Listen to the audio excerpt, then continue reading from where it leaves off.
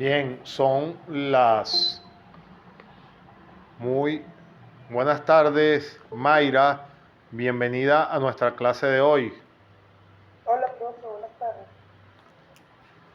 Jesús, muy buenas tardes. Bienvenido a nuestra clase de hoy. Decía pues que son las 5:06. Vamos a dar inicio a nuestra pequeña reunión de hoy, aprovechando que el internet está funcionando. No quiero ser pájaro de mal agüero, pero cada vez que digo eso, entonces después comienza a fallar. De manera tal que, como nos estamos escuchando, vamos a iniciar nuestra conversación. Como les había planteado esta mañana en el grupo, hoy es 31 de enero para efecto de la grabación. Bienvenido nuevamente los compañeros Jesús, Yerilé, Jessica, Yulimar, Diego, Mayra Parra, Katiuska, Joelis y Luis. Bienvenidos una vez más a esta reunión de Romano 1, miércoles 31 de enero. Ya se nos fue el primer mes del año. Teníamos pendiente para culminar con el tema que teníamos previsto, era la parte de los derechos reales pretorianos. Decía que iban a ser llamados así, derechos reales pretorianos, porque tuvieron su origen en la protección que el pretor daba a ciertas relaciones jurídicas. Los derechos reales pretorianos se dividían o lo dividieron en dos grupos. Sí. A ver, vamos. Bienvenida, muy buenas tardes, Karen Katiuska. Buenas tardes, profe. Bienvenida. Decía entonces que los derechos reales se iban a dividir en dos grupos. Derechos reales pretorianos de goce, que van a estar conformados por la enfiteusis y la superficie, los cuales constituían una superación al rígido concepto llevado a cabo por el derecho romano como el dominium, al estructurarse más que como derechos reales limitativos del señorío del propietario, se constituían más bien como un señorío de tipo, si se quiere decir, de tipo prevalente sobre los derechos de los propietarios. Eso por una parte, y también vamos a tener los derechos reales pretorianos de garantía, formado por lo que se conocía en el antiguo derecho romano y por algunas bibliografías como el pignus, que no es más que la entrega de la prenda o la entrega de la cosa, el pignus. ¿Qué consistía en eso? Pues en la entrega de la cosa.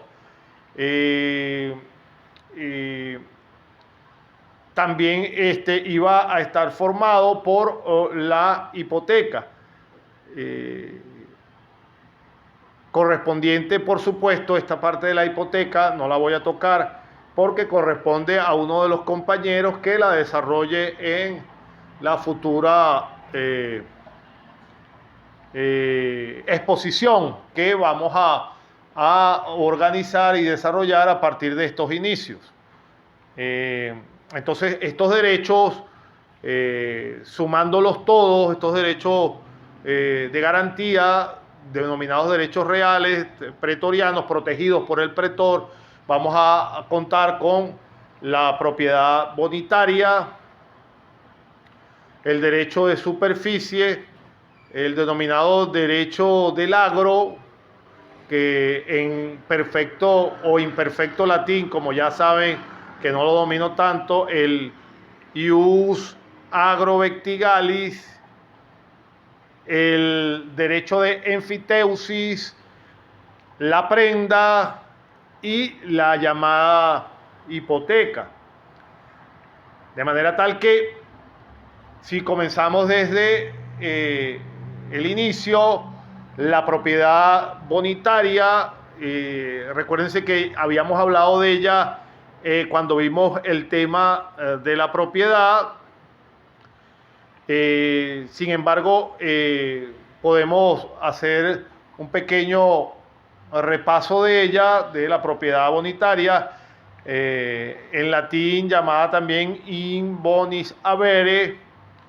Era la propiedad reconocida y sancionada por el derecho pretoriano en oposición a la propiedad denominada quiritaria, a la propiedad quiritaria. En ese sentido, era también reconocida y sancionada esta propiedad bonitaria por el derecho civil. Pregunto a mis futuros colegas, casi colegas, ¿se me está escuchando todavía la disertación? ¿Se me escucha la voz, por favor? Sí, profe. ¿Se escucha? Profesor. Gracias. Seguimos entonces. Entonces, la propiedad bonitaria se originó en una época que ciertamente no se puede determinar con exactitud, como muchas de las instituciones romanas, pero más o menos siempre se tiene un pequeño margen de referencia. Se produjo una evolución en el régimen romano de la propiedad visiblemente y posiblemente conforme a los tratadistas romanos se operó ese proceso evolutivo durante la era, más o menos la era republicana, según muchos de los tratadistas, y se cristalizó en el denominado derecho pretoriano, con el concepto ya conocido como propiedad bonitaria o propiedad, inclusive se le denominan otros tratadistas, lo denominan como propiedad pretoriana. La propiedad bonitaria consistía entonces en la transmisión de la cosa, lo que conocíamos cuando veíamos la propiedad en lo que denominábamos como la res mancipi, que consistía en eso, en la entrega de la cosa. ¿Qué podemos decir para seguir refrescando con respecto a la propiedad bonitaria? Simplemente existía pues la tradición en cuanto a su transmisión, no se requería el cumplimiento de ningún tipo de formalidades especiales del derecho civil, tan solo podía utilizarse la figura del amancipio o la iurin cessio, pero sin embargo producía los caracteres y los efectos señalados como derecho adquirido de propiedad, de manera tal que la actividad del pretor influyó en la especie de mutación del rígido concepto de la propiedad inicial, que era la propiedad quiritaria, con la creación de la nueva figura como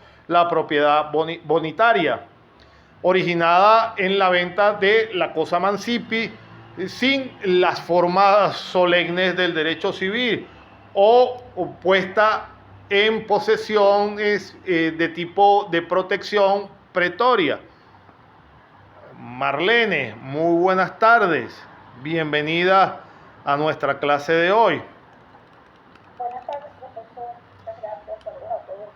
Marlene, estamos, como les había comentado, en horas tempranas en el grupo, estamos terminando de charlar un poco sobre el derecho real pretoriano para pasar a la segunda fase de exposiciones que yo les había mencionado.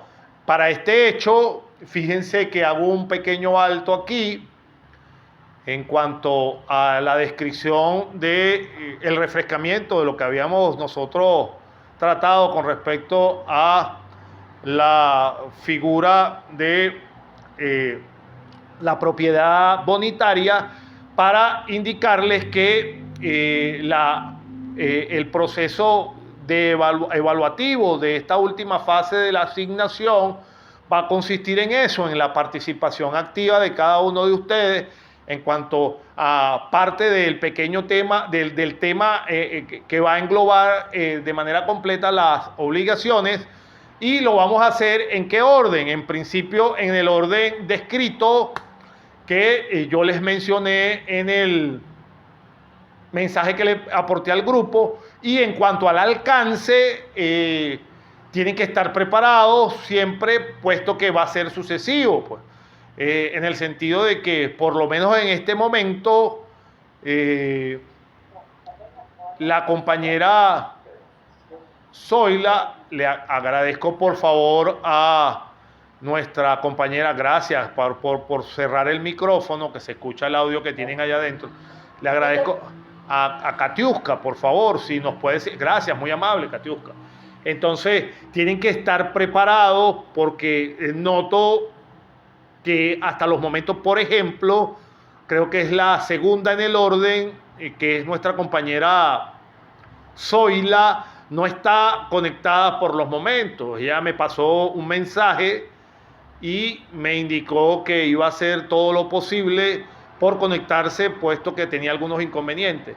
De no ser así, si nos da el tiempo y si no cometo una arbitrariedad y está dispuesto el compañero o la compañera que le sigue de acuerdo al turno, adelante Marlene, si me quieres hacer una pregunta. Precisamente le correspondería a mi profesor. No, exactamente. Yo tenía previsto que le iba... Sí, yo tenía previsto, según el cronograma, una pequeña charla inicial del derecho real pretoriano y pasar a las exposiciones, que por lo menos cubriera la compañera Jerry Lee, Zoila y tu persona. En este caso, no tengo a la mano la lista, porque no tengo utilizando el teléfono grabando, pero creo que le correspondía al siguiente que viene después de ti, Marlene. No sé quién es, no sé si es Diego o Jesús. No sé si es Jesús. Profesor, yo. Jesús. Entonces, fíjense, lo que no quiero es ser arbitrario ni causar ningún tipo de pánico. Si hoy no nos estamos preparados, si hoy no nos sentimos preparados, me lo avisan perfectamente. Porque no hablen todos a la vez. Ajá. Con nuestra pequeña conversación que estábamos llevando a cabo, decía que en el caso originario hablaba de la propiedad, para entrar en el tema nuevamente, de la propiedad bonitaria, decía que fue la tradición de una cosa mancipi, pero hubo otros casos, de propiedad bonitaria impuesto por el pretor. El caso, por ejemplo, de un heredero pretoriano, o denominado el bonorum possessor. El caso del comprador de un patrimonio de un deudor, lo que se conocía como un deudor. Diego, ya, si veo inclusive con el heredero y el caso del adjudicatario en lo que se conocía como un juicio de el imperio continuado. Entonces el propietario bonitario, cuando estudiamos la parte de la posesión, el propietario bonitario era el que tenía la posesión y todos los atributos de la propiedad, derecho de servirse de la cosa y de obtener, por supuesto, sus frutos. Pero a los ojos del derecho civil no era propietario, no podía emplear los modos de enajenación como mancipatio, la conocida in iuris cessio o legado. Solo podía usar lo que se conocía como la traditio. Y si manumitía al esclavo, de quien solo era propietario bonitario, hacía de él un latino juniano y no un ciudadano romano. Entonces, como sabemos, el derecho honorario o pretoriano suplía, ayudaba y corregía el ius civili. Por ello, esta propiedad bonitaria surgida en las bases del derecho pretoriano no requería las formalidades de la mancipatio o la famosa in iuris cessio.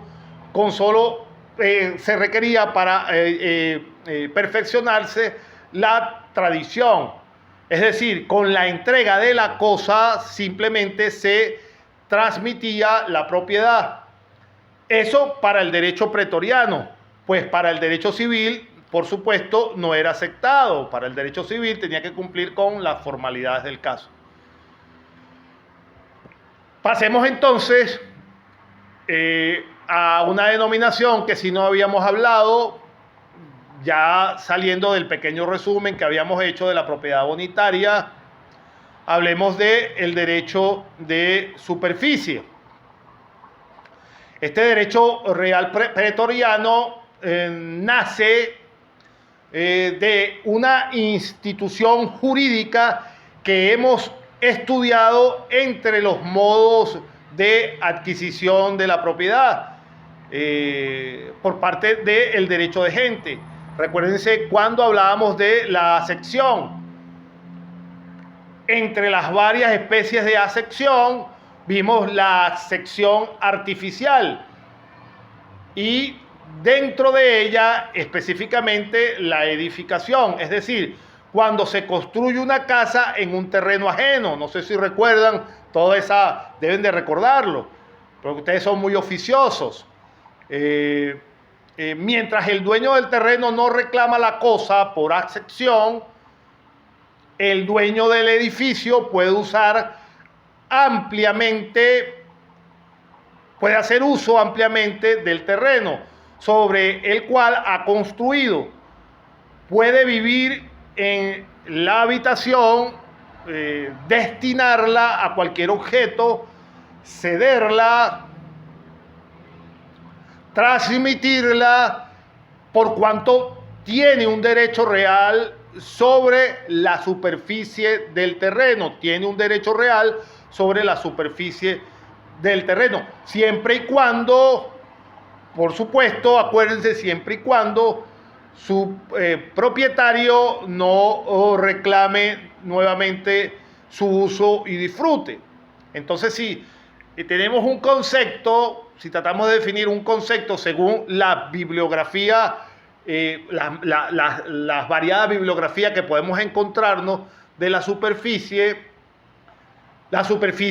es o era o es un derecho real pretoriano enajenable. A su vez que es enajenable, es transmisible, que atribuye al superficiario el pleno goce y el uso de un edificio construido por él en terrenos de un tercero, repito. Si tratamos de hacer una conceptualización de la superficie como derecho real pretoriano, podemos decir que es un derecho enajenable y transmisible que atribuye al denominado superficiario el pleno goce, uso y disfrute de un edificio construido por él en terrenos de un tercero. Por supuesto, tiene que ser con autorización de este tercero, porque si no es con autorización, es una denominación distinta dentro del derecho. La superficie era una especie de, o se podía denominar como una especie de arrendamiento de terrenos no edificados, que se entregaban al superficiario para que éste construyera y se beneficiara con el uso y goce del edificio levantado. Ahora bien, como siempre hemos distribuido, o como lo distribuye siempre toda la bibliografía que uno puede consultar, cuáles eran las características de la superficie. Una característica de la superficie: el arrendatario solo debe pagar lo que se conocía como el canon a edificar, a la hora de edificar, como una especie de impuesto, lo que se denominaba el canon. El derecho del superficiario, como dije en la primera característica de su conceptualización, era un derecho transmisible a sus herederos. El superficiario podía ceder, podía enajenar o podía inclusive hipotecar el derecho de superficie. Ahora bien, el concedente, aquel que hacía entrega del terreno, en todo momento conserva la propiedad del mismo. Conserva la propiedad del terreno y adquiere, por supuesto, la del edificio construido. El pretor protegió al superficiario con el denominado interdicto de superficie. ¿Para qué? ¿Para qué el pretor creó el interdicto de superficie? Lo creó para hacer valer su derecho contra el que desconociere sus derechos al edificar en terreno de un tercero, aún contra el propietario del propio terreno. ¿Cómo se extingue la superficie?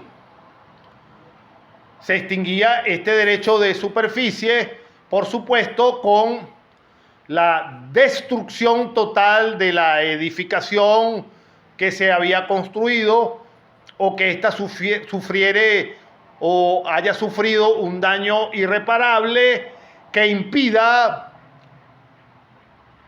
al destinatario el uso que él le estaba dando a dicha edificación, a menos que el superficiario construyera un nuevo edificio.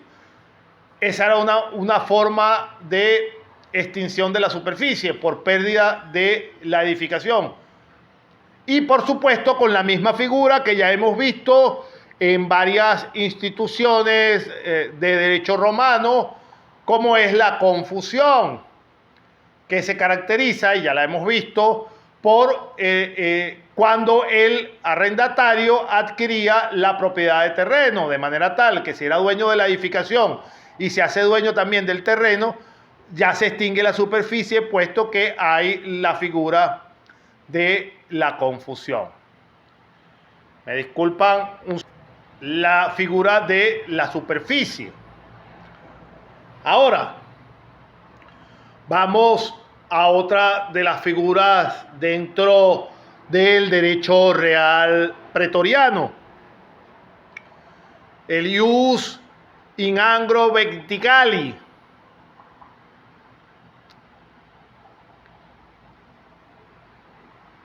Era un derecho que, por supuesto, ya ha desaparecido de las legislaciones modernas. Ese derecho o este derecho no estaba concebido en el derecho romano como una institución propia.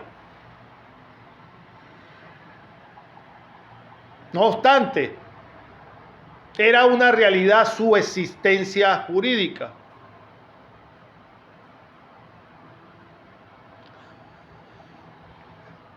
De manera tal que muchísimos de los tratadistas lo señalan como una institución digna de ser evaluada, de ser hablada.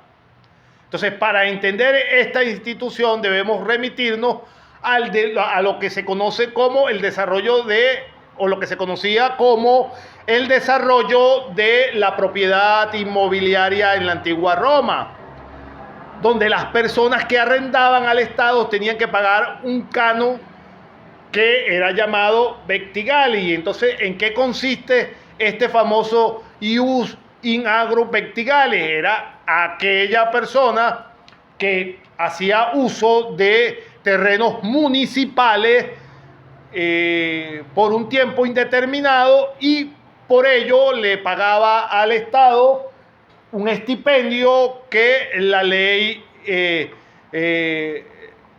le normatizaba. Este canon se llamaba en latín el vectigali, pero esto no era realmente un arrendamiento como tal, no era una figura concebida como un arrendamiento como tal. ¿Por qué? Porque el arrendamiento como tal es un derecho de carácter temporal. La figura de arrendamiento es conocida como una figura de carácter temporal, mientras que el poseedor de estos terrenos, de la figura que estamos tratando, tenían un derecho supuestamente extensivo y mucho más amplio que el denominado arrendamiento. Inclusive en algunas oportunidades este tipo de derecho podría ser tan extenso y tan amplio que podía llegar a ser a constituirse de manera perpetua inclusive, como ya habíamos mencionado, podía ser transmisible por causa de muerte a los herederos y estaba facultado para ejercitarse o ejercitar todos los derechos del propietario, aunque no era propietario, porque acuérdense que esta figura se trataba de terrenos municipales pertenecientes al Estado, pero contenían muchas más ventajas que lo que se conocía como arrendamiento en la antigua Roma.